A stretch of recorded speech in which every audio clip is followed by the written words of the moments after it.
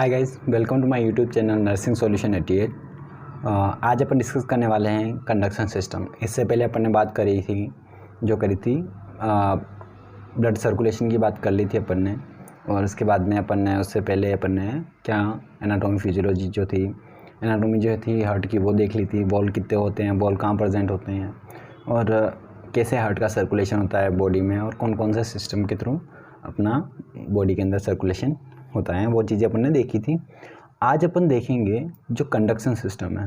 तो कंडक्शन का सीधा सा मतलब आप समझते हैं कि कंडक्ट करना किसी चीज़ को, तो ठीक है। तो इसके अंदर क्या होता है कंडक्शन का, इसके अंदर मतलब क्या है? कंडक्शन का मतलब होता है ability to transfer impulses from one cell to another cell. यानी जो एक एबिलिटी होती है कि आप किसको, जो इम्पल्सेस हैं उनको ट्रांसफ़र करते हो किससे, एक सेल से दूसरी सेल में, तो उस एबिलिटी को अपन क्या बोलते हैं? कंडक्शन। ठीक है, कंडक्शन सिस्टम। ठीक है, उसके बाद में अपन देखते हैं कि जो डेफिनेशन के हिसाब से देखें कि कंडक्शन होता क्या है, कंडक्शन सिस्टम होता क्या है।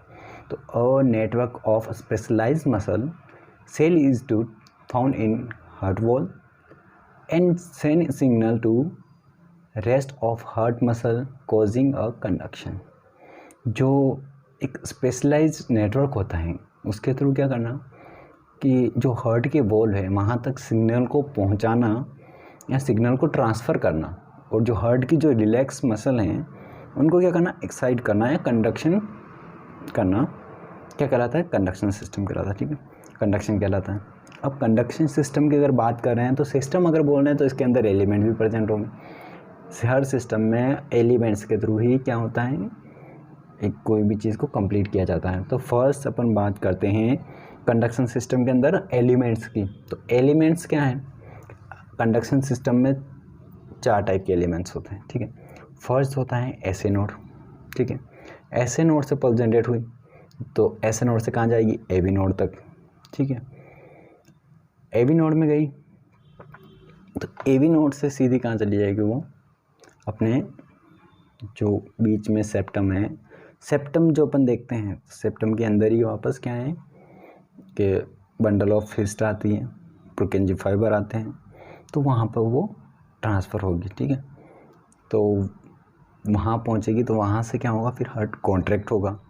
पहले तो कॉन्ट्रैक्ट होगा, तो कॉन्ट्रैक्ट होने पर हार्ट से क्या होगा, ब्लड पंप होगा, वापस फिर रिलैक्स हो जाएगा। जब से वो पल्स कंप्लीट होगी वो रिलैक्स हो जाएगा, तो वापस ट्रेन होना स्टार्ट हो जाएगा, ब्लड उसमें फिलअप होना स्टार्ट हो जाएगा। ठीक है, तो ये जो सिस्टम है, ये जो एसए नोड से लगा के कहाँ तक, प्रोकेंजी फाइबर तक का सिस्टम है। तो इसके अंदर अपन फर्स्ट एलिमेंट को देखते हैं तो वो होता है अपना एसए नोड।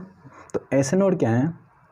एसए नोड को सीधी सीधी भाषा में बोलें तो कि ये एक जनरेटर है जो क्या करता है कि अपनी बॉडी के अंदर अपने जो हार्ट हैं उसमें क्या करता है, उसको कॉन्ट्रैक्ट कराने के लिए एक जनरेटर का काम करता है, तो पल्स को जनरेट करता है। ठीक है, और एसए नोड को अपन दूसरी लैंग्वेज इसके अंदर जो इसका फुल नेम है वो है साइनोवियल नोड।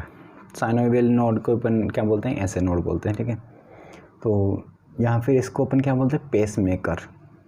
जो अपने बाहर अपन इम्प्लांटेशन कर, किसी का जो हार्ट के अंदर एसए नोड ख़राब हो जाता है या फिर एसए नोड कम काम कर रहा था, उस कंडीशन में क्या इम्प्लांट करते हैं? पेस मेकर जो इस्तेमाल करते हैं। तो अपन हार्ट का जो नेचुरल पेस मेकर है वो कौन सा है? SA node. ठीक है, तो एसए नोड के अंदर देखें तो ये क्या है? पल्स रेगुलेटरी सेंटर है। पल्स को रेगुलेट कर रहा है कि यही पल्स को बना के आगे भेज रहा है, तो क्या है? ये पल्स रेगुलेटरी सेंटर है। दूसरी चीज़ क्या है? ये आप देख रहे होंगे डिस्प्ले पे, तो इनिशिएट ईच हार्ट बीट, यानी हर एक हार्ट बीट जो है वो कहाँ से स्टार्ट होती हैं? एसए नोड से स्टार्ट होती हैं। ठीक है, it located in at junction of IVC और एसवीसी। एसवीसी और आईवीसी जो हैं उसके जंक्शन पे क्या प्रेजेंट है? SA node. एसए नोड जैसे ये आईवीसी आप देख रहे होंगे डायग्राम में, तो ये जो आईवीसी आ रही है और एसवीसी आ रही है, तो इसके बीच की साइड में कहाँ प्रेजेंट है?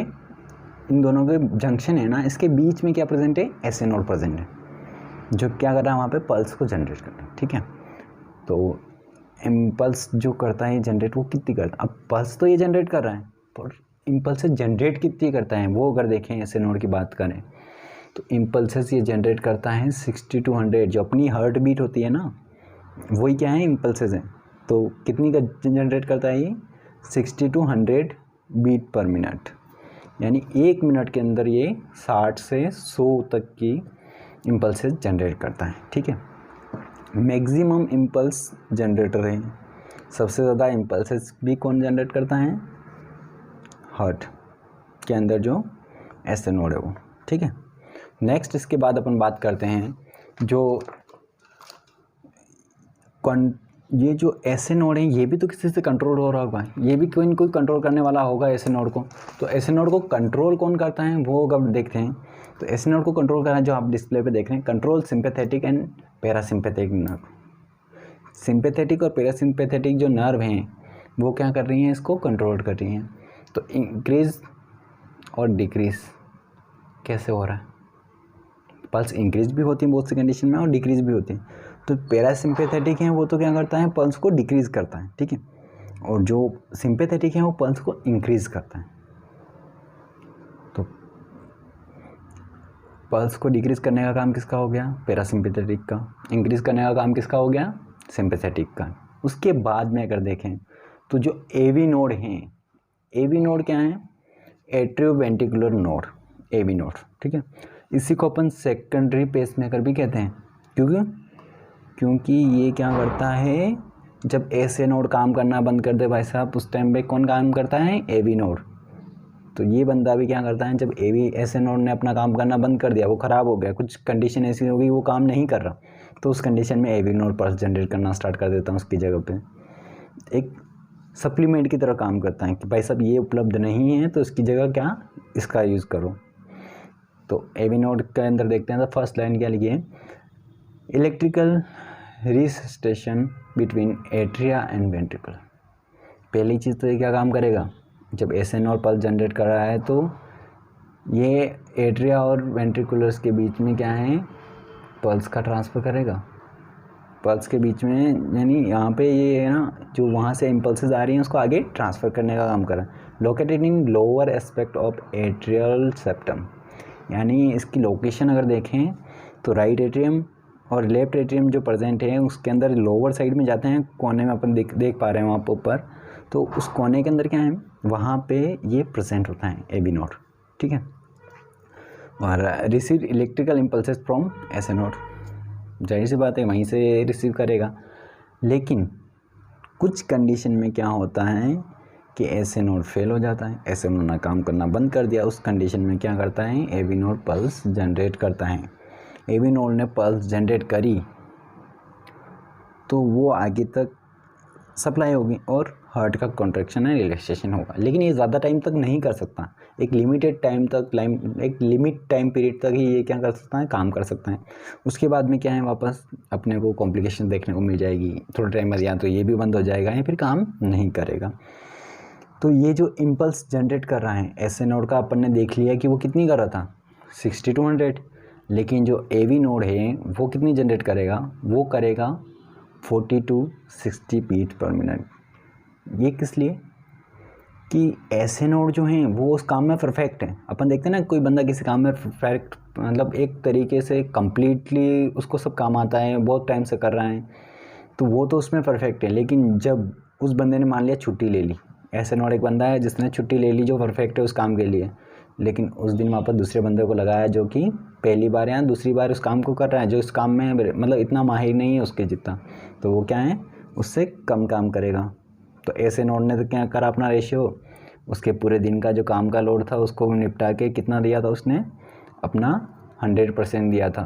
तो कितना दिया था उसने, 60 to 100, यानी 60 से 100% तो वो दे ही रहा था। ठीक है, बीमार की कंडीशन में भले 60 दे रहा हो, लेकिन अच्छे की कंडीशन में कितना दे रहा था, 100% तो दे रहा था वो। लेकिन उस कंडीशन के बाद अगर किसी दिन वो चला गया तो उसके बाद किसी दूसरे बंदे को रखा तो उसने क्या करा, काम करना स्टार्ट करा उसकी जगह, तो वो तो उससे भी लेस काम करेगा। कितना, 40 to 60, यानी 40 से 50% दे रहा उसका, यूँ समझ लो। तो 40 to 60 हार्ट बीट वो जनरेट करेगा कौन, एबी नोड। अब अपन बात करते हैं एंट्रोवेंट्रिकुलर बंडल की, यहाँ पर बंडल ऑफ हिस्ट की बात करते हैं या एवी बंडल जिसे अपन बोलते हैं। तो तीनों इसी के नाम है। उसके बाद में इसको लोकेशन देखते हैं, ये होता कहाँ पर प्रेजेंट। लोकेशन जो होती है इसकी ये कहाँ होता है, इंट्रोवेंट्रिकुलर सेप्टम के यहाँ पे, यानी लोअर साइड में अपन एट्रिया और वेंट्रिकुलर देखते हैं, राइट और लेफ्ट। उसके बीच में जो प्रेजेंट है वो क्या है, वो है बंडल ऑफ हिस्ट या फिर एवी बंडल। तो एवी बंडल जो है वो क्या है, 2 ब्रांच में डिवाइड हो जाता है। वहाँ तक तो ठीक है, ब्रांच में चल रहा है, वहाँ से 2 ब्रांच में डिवाइड हुआ। ये जो हर्ट देख रहे हैं आप, उसके साइड में एक ब्रांच इधर जा रही है राइट साइड में, एक लेफ्ट साइड में। तो राइट साइड की जो ब्रांच हैं वो क्या है, वो डिस्ट्रीब्यूट होगी राइट वेंट्रिकल के अंदर। लेफ्ट साइड की जो ब्रांच है वो डिस्ट्रीब्यूट हो जाएगी लेफ्ट वेंट्रिकल के अंदर, ठीक है। और ये जो इम्पल्स जनरेट करता है, यहाँ पे इम्पल्स कितनी हो जाएगी, 40 बीट पर मिनट के हिसाब से इम्पल्स जनरेट होगी और आगे बढ़ेगी, ठीक है। नेक्स्ट अपन बात करते हैं पुरकिंजी फाइबर की। पुरकिंजी फाइबर जो बंडल ऑफ हिस्ट हैं, इसके बाद में आगे की साइड में जो आता है लास्ट जो टर्मिनल पॉइंट होता है इसका, तो वो होता है पुरकिंजी फाइबर। क्या है ये, terminal part of conduction system. ये टर्मिनल पार्ट यानी एंड ऑफ स्टेज यानी लास्ट पार्ट जो होता है वो होता है Purkinje fibre. Myocardial cell stimulate causing cardiac conduction. जो मायोकार्डियल सेल्स जो होती हैं वो क्या करती हैं, कार्डियक कंडक्शन को कॉज करती हैं, यानी कार्डियक कंडक्शन स्टार्ट करती हैं। और जो इसकी रेट रहती हैं वो कितनी रहती हैं, वो रहती हैं 20 to 40 बीट पर मिनट के हिसाब से ये पल्स जनरेट करता है। ऑल ओवर अगर दोबारा देखें तो क्या करा, फर्स्ट अपन कंडक्शन सिस्टम में देखा, तो कंडक्शन सिस्टम में क्या था, फर्स्ट में ऐसे नोड प्रेजेंट था IVC और SVC के बीच में, ठीक है। जो ऐसे नोड था उसको कौन कंट्रोल कर रहा था, सिंपैथेटिक और पैरासिम्पैथेटिक नर्व्स को कंट्रोल कर रही थी, जिसको अपन क्या बोलते हैं, एक वेगस नर्व जो होती है ना, वो किसके साथ जुड़ी होती है, पैरासिम्पैथेटिक के साथ। तो सिंपैथेटिक और पैरासिम्पैथेटिक और वेगस नर्व, तो वेगस नर्व और पैरासिम्पैथेटिक क्या करेंगे, उसकी हार्ट बीट को डिक्रीज़ करेंगे, और सिंपैथेटिक क्या करेगा, हार्ट बीट को इंक्रीज़ करेगा।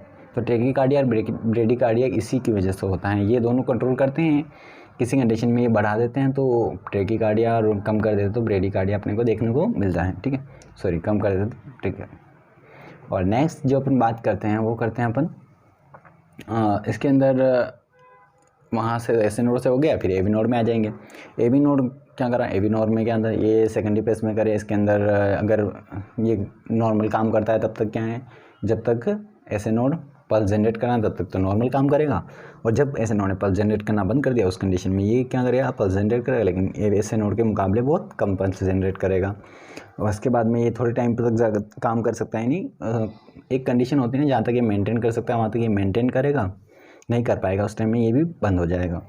तो ऐसे नोड से एवी नोड से भी ट्रांसफ़र हो जाती है बंडल ऑफ हिस्ट के अंदर, और बंडल ऑफ हिस्ट से ट्रांसफ़र हो जाता है वापस 2 ब्रांचेज में, लेफ्ट और राइट, और लेफ्ट और राइट ब्रांच से जाता हुआ लास्ट में पहुंच जाता है टर्मिनल पॉइंट तक। टर्मिनल जो पॉइंट है अपना वो होता है पुरकिंजी फाइबर, और पुरकिंजी फाइबर तक ट्रांसफ़र होने के बाद ये कंडक्शन सिस्टम कंप्लीट हो जाता है। तो आज के लिए बस इतना ही। नेक्स्ट पार्ट के अंदर अपन देखेंगे कि जो कार्डियक साइकिल हैं वो कितने टाइम की होती हैं, कार्डियक साइकिल में क्या होता है वो देखेंगे। और अब जो अपने नया ऐप हैं उसके अंदर आपको मैं नोट्स प्रोवाइड कर दूंगा, जो फर्स्ट ईयर BSc नर्सिंग से लगा के 4th ईयर तक के नोट्स, और नोट सेट के भी नोट्स उस पर अवेलेबल हो जाएंगे। और जो नोट्स हैं वो आप वहाँ से ले सकते हो, तो उसका लिंक मैं यहाँ पे बायो में दे दूँगा, वहाँ से आप ले सकते हो। और चैनल को लाइक एंड सब्सक्राइब करें और सपोर्ट करें, ठीक है। Thank you.